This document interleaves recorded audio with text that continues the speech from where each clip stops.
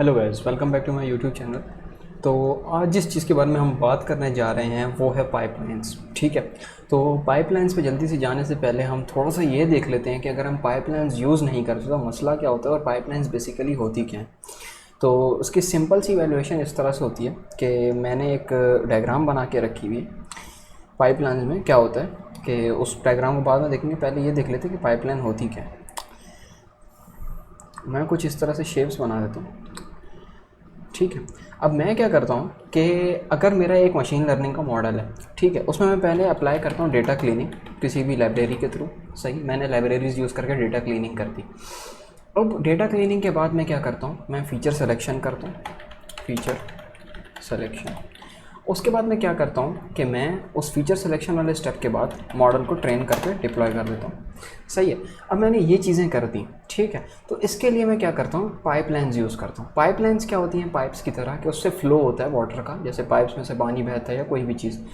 अब पाइपलाइंस किस तरह से काम करती हैं कि मैं इस फ्लो को कनेक्ट कर देता हूँ। ठीक है, कुछ इस तरह से कि मैं जब इनको कनेक्ट करूँगा तो डेटा का एक फ़्लो जनरेट होगा कि मैंने पहले डेटा क्लीनिंग की, फिर फीचर सिलेक्शन की, फिर मॉडल को ट्रेन किया। इन सब स्टेप्स को मैं कंबाइन करके एक पाइप बना दूँगा। ठीक है, कि इसका फ़ायदा ये होगा कि जब मैं इस मॉडल को डिप्लॉय करूँगा और यूज़र ने कोई इनपुट दिया, सही है, तो इसको जब हम कोडिंग में देखेंगे तो हमें समझ में आएगी।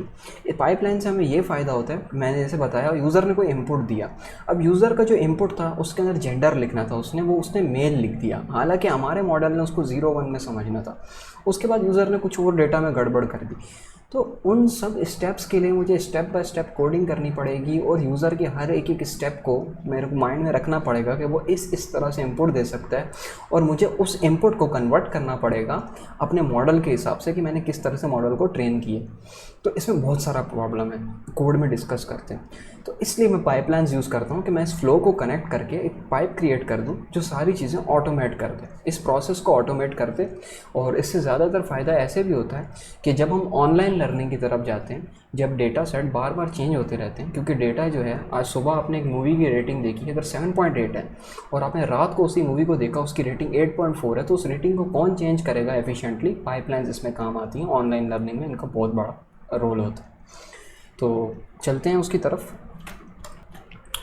तो देखिए गाइज, मैंने जो है टाइटैनिक का डेटा सेट उठाया और उस पर मैंने कुछ इस तरह से काम किया कि मैंने टाइटैनिक का डेटा सेट लिया और उसको पहले मैं इंपोर्ट करा देता हूँ, देख लेता हूँ कि डेटा सेट में क्या है। ठीक है, तो अब इसमें देखें कि मैंने डेटा सेट को इंपोर्ट करा दिया और उसके अंदर से मैंने जो है अपने वो कॉलम्स निकाल दिए। सही है, जो मेरे कॉलम्स थे, passenger ID, name, ticket, cabin, क्योंकि ये मेरे किसी काम के नहीं थे, मैंने पहले ही मतलब डेटा क्लीनिंग क्योंकि इस वीडियो का पार्ट नहीं है, मैंने उन मॉडल्स को हटा दिया। मैंने लाइब्रेरीज इंपोर्ट कराई और अब मैंने क्या किया कि डेटा को ट्रेन टेस्ट स्प्लिट में डिवाइड कर दिया। ठीक है, अब ट्रेन टेस्ट स्प्लिट में डिवाइड करने के बाद मैंने डेटा को देखा कि डेटा कुछ इस तरह से आया कि एक्स ट्रेन के ये पार्ट हैं, P class, sex, age, sibling, spouse, parent, child, fare, embarked. और ट्रेन के अंदर मैंने जो है सर्वाइव का कॉलम डाला था, तो सर्वाइव का कॉलम आ गया। अब इसमें मैं नल वैल्यू काउंट करता हूँ, तो एज के कॉलम में नल वैल्यूज़ हैं 177 और एम्बार्क के कॉलम में नल वैल्यूज़ हैं 2। तो मैं क्या करता हूँ कि इनको मेरे को फिल करना पड़ेगा। इन वैल्यूज़ को मुझे फिल करने के लिए मैंने क्या किया कि मैंने सिंपल इंप्यूटर यूज़ किया। सिंपल इंप्यूटर का एक मॉडल मैंने बनाया एज के साथ, कुछ इस तरह से कि मैंने लिखा ऐसा ही age equals to simple imputer. उसमें क्या करेगा, वो डायरेक्ट एज का जो है मीन निकालेगा, मीडियन, और उसको फिल कर देगा उसके साथ। लेकिन मैंने एम्बार्क के साथ देखें क्या लिखा हुआ है, मोस्ट फ्रीक्वेंट, क्योंकि एम्बार्क का जो कॉलम है अगर हम यहाँ पे देखें वो स्ट्रिंग SCQ, इस तरह से SCQ टाइटैनिक के डेटा सेट में स्टेशंस के नाम थे कि कहाँ से लोग निकले थे। एस से शायद सेंट पीटर्सबर्ग ऐसे करके कोई स्टेशन का नाम था। तो इस तरह से इन स्टेशन से लोग निकले थे। तो इन स्टेशंस के नाम जो हैं वो स्ट्रिंग में है, मैं इनको नंबर्स में कन्वर्ट भी नहीं करना चाहता। मैंने क्या किया कि मैंने SCQ के हिसाब से डेटा को कहा कि जो जो मिसिंग स्पॉट्स हैं वहाँ पे मोस्ट फ्रीक्वेंट, SCQ में से जो मोस्ट फ्रीक्वेंट एलिमेंट है उसको फिल कर दो। तो इस डेटा सेट में मैं आपको खुद ही बता दूं कि S जो है वो मोस्ट फ्रीक्वेंट स्टेशन था, क्योंकि वहाँ पर से सबसे ज़्यादा लोग आए थे। तो S को मैं इसमें फिल कर दूंगा कुछ इस तरह से कि मैंने एम्बार्क का एक ऑब्जेक्ट बनाया, उसके अंदर मैंने स्ट्रैटेजी लिख दी कि मोस्ट फ्रीक्वेंट एलिमेंट्स को फिट करना है। अब मैंने मॉडल को ट्रेन और टेस्ट दो चीज़ों में स्प्लिट किया। तो मेरे पास एक वैल्यू आएगी एज के अंदर, एक कॉलम बन के आएगा एज के अंदर, जिसमें मैं एज को फिट ट्रांसफॉर्म किया ट्रेनिंग के डेटा सेट से। इसी तरह एम्बार्क के अंदर फिट ट्रांसफॉर्म किया एम्बार्क के कॉलम को। इसी तरह टेस्ट के लिए मैंने सेम स्टेप्स किए, dot fit transform X test age, मतलब कॉलम को पास किया और उसको फिट ट्रांसफॉर्म कर दिया, ट्रेन के लिए भी और टेस्ट के लिए भी, क्योंकि डेटा दो हिस्सों में स्प्लिट हो गया।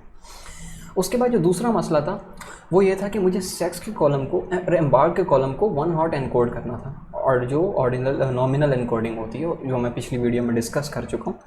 तो इसके लिए मैंने क्या किया कि मैंने OHE 1 हॉट एनकोडर यूज़ किया। उसके अंदर मैंने स्पार्स आउटपुट को फॉल्स लिखा और हैंडल अननोन को यहाँ पे देखें मैंने इग्नोर लिखा हुआ है। हैंडल अननोन को मैंने इग्नोर लिखा, इसका मतलब ये है कि अगर कोई ऐसा एलिमेंट डेटा में आ जाता है जिसका कोई रिलेशन नहीं है पास डेटा से, जैसे S, C और Q एम्बार्क के कॉलम में 3 ही वैल्यूज़ हैं, अगर कोई यूज़र जो है K इंपोर्ट कर देता है तो K मेरे स्टेशन से कोई रिलेटेड ही नहीं है, इस नाम का कोई स्टेशन एग्जिस्ट ही नहीं करता था, तो इसको मैं इग्नोर कर दूंगा और इसको डायरेक्ट 0 लिख दूंगा। ठीक है, तो आगे चलते हैं। मैंने क्या किया कि मैंने एक्स ट्रेन से एक्स के ऊपर फिट ट्रांसफॉर्म किया और एम्बार्क को भी फिट ट्रांसफॉर्म किया। अब मैंने क्या किया कि एम्बार्क के अंदर पहले मैंने मिसिंग वैल्यूज़ को फिल किया, फिर उसी न्यू कॉलम्स को एम्बार्क के अंदर जो मैंने न्यू कॉलम्स बनाए थे एक्स ट्रेन एम्बार्क और एक्स टेस्ट एम्बार्क, उन्हीं को मैंने दोबारा से इधर पास किया कि ताकि अब उनको मैं ट्रांसफॉर्म भी कर दूँ। डेटा को फिल कर दिया लेकिन ट्रांसफॉर्म भी कर दूँ। एज को करने की ज़रूरत नहीं थी क्योंकि वो पहले ही इंटीजर डेटा टाइप है। सेक्स मेरे पास मेल फीमेल 2 वैल्यूज़ थी तो मैंने उनको 1 हॉट एनकोड कर दिया। इसी तरह से मैंने एम्बार्क को भी 1 हॉट एनकोड कर दिया। अब आगे मैं अगर देखूं इस डेटा सेट को मैं रन करता हूं कुछ इस तरह से, अब मैं देखूं कि एम्बार्क के अंदर कितनी कैटेगरीज़ हैं। तो देखें CQS 3 कैटेगरीज़ हैं एम्बार्क के अंदर। कैटेगरीज़ को देखना बहुत ज़रूरी होता है, तो आपको समझ आती है कि आपका मॉडल कितनी कैटेगरीज़ पे OHE ट्रेंड हुआ हुआ है, OHE का ऑब्जेक्ट कितनी कैटेगरीज़ पे ट्रेंड हुआ हुआ है। अगर यहाँ पे एक कैटेगरी आ गई तो आपका मॉडल सिर्फ एक ही कॉलम जनरेट करेगा।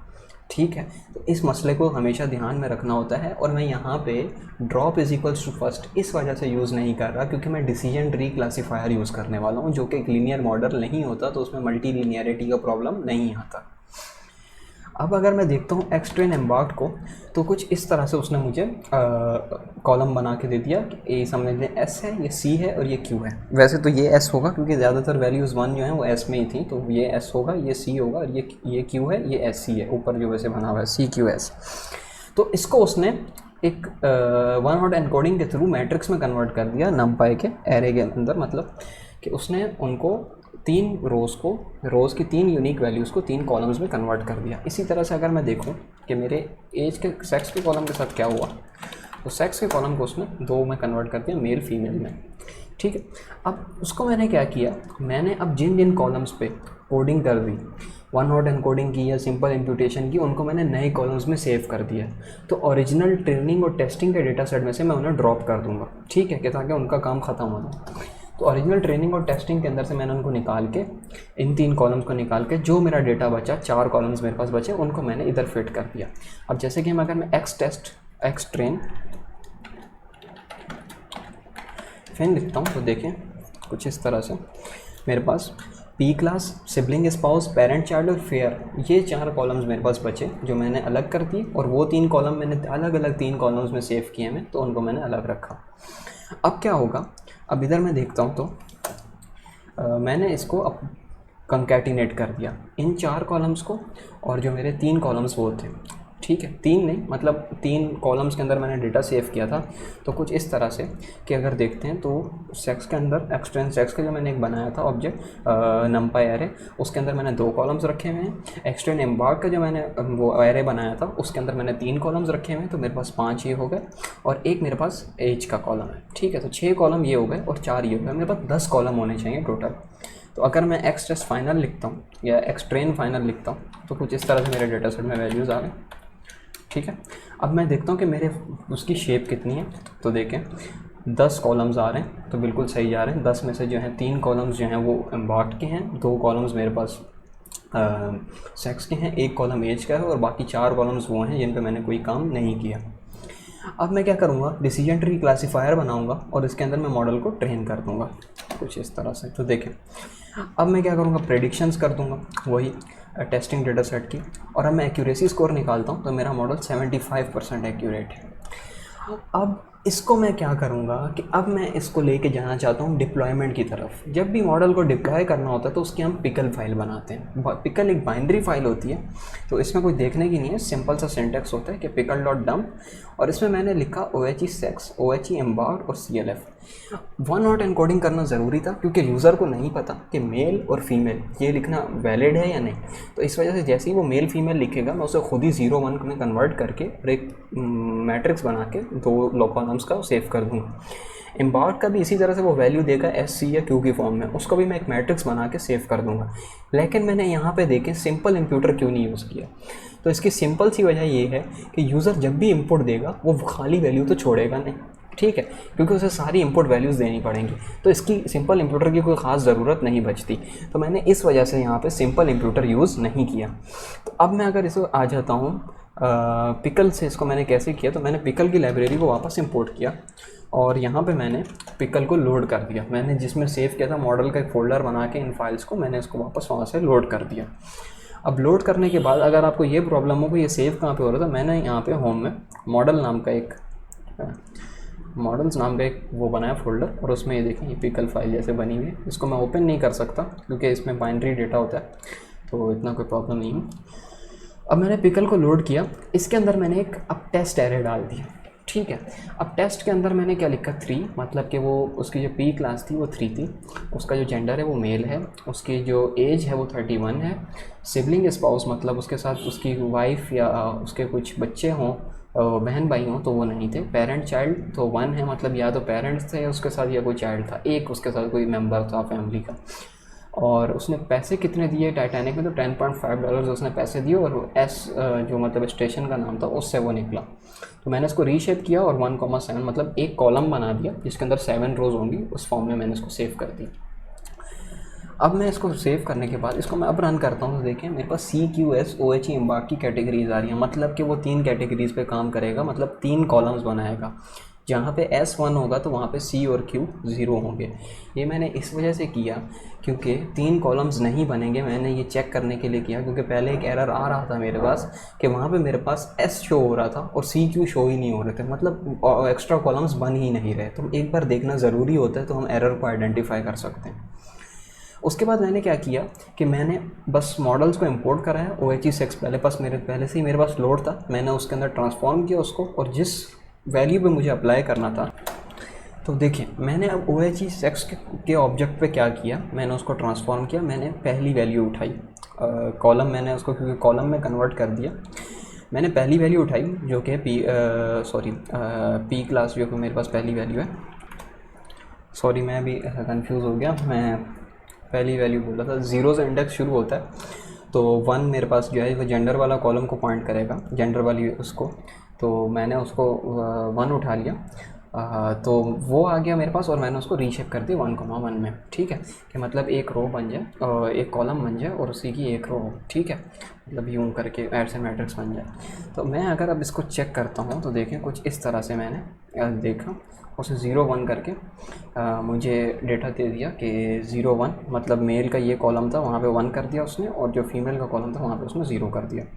अब एम्बार्क्ड में मैं आता हूँ, तो एम्बार्क्ड के अंदर भी कुछ इसी तरह से मैंने S को डाला, तो मैंने कैटेगरी देखी CQS, तो उसने C को भी 0 कर दिया, Q को भी 0 कर दिया उस रो में, और S को 1 कर दिया। अब मुझे इस तरह से करना पड़ा क्योंकि मैं फिर इसको दोबारा से कंबाइन करूँगा और मॉडल में दूँगा, वो ट्रेन होकर मुझे प्रेडिक्शन करके देगा कुछ इस तरह से। अब टेस्ट एज को देखते तो हमारे पास ये आई। अब मैंने फ़ाइनल बनाना है, तो फ़ाइनल के लिए मैं क्या करूँगा, फ़ाइनल के अंदर अब देखें मैंने जो है एज पे सिंपल इंप्यूटर तो अप्लाई नहीं किया, लेकिन मैंने उसको अलग क्यों किया डेटा सेट से, उसको करने की वजह ये थी क्योंकि मैंने जिस तरह से मॉडल को ट्रेन किया है, मैंने जिस तरह से उसको डेटा दिया है, मुझे उसको दोबारा उसी तरह से देना पड़ेगा वरना फ़्लो ख़राब हो जाता है। तो मैं अगर इसको दोबारा से करता हूँ तो मैंने 0, 3, 4, 5 मतलब वो 4 कॉलम्स, फिर एक एज का कॉलम अलग से लगाया था क्योंकि उसमें इंप्यूट किया था। यहाँ पे करने की ज़रूरत नहीं है क्योंकि डेटा यूज़र ने दिया हुआ है, लेकिन मैंने उसको ट्रेन कुछ इस तरह से किया था तो मैंने दिया। फिर सेक्स का कॉलम मेरा और एम्बार्क का कॉलम मेरा, सेक्स के 2 कॉलम्स आ गए और एम्बार्क के 3 कॉलम्स आ गए। अभी तो खैर एक ही रो के अंदर सारा बन रहा है लेकिन कॉलम्स हैं। X is equal to 1। अच्छा टेस्ट फाइनल के मैं शेप देखता हूँ तो देखें 10 कॉलम्स उसमें आ रहे हैं, तो सही बात है, हम बिल्कुल सही डायरेक्शन में जा रहे हैं। CLF डॉट प्रेडिक्ट किया मैंने तो देखें वो बंदा सर्वाइव कर गया, यहाँ पे एरे के अंदर 1 आंसर आ रहा है, उसने 1 रिटर्न करा। तो इसका मतलब ये है कि मैंने इतनी सारी चीज़ें की सिर्फ इसलिए कि यूज़र सही इनपुट दे, फिर मैं उसको बार बार इन चीज़ों से सही करूँ। तो क्यों ना मैं इस प्रोसेस को ऑटोमेट करूँ, उसके लिए मैं नेक्स्ट वीडियो में डिस्कस करूँगा कि पाइपलाइंस यूज़ किए जाते हैं।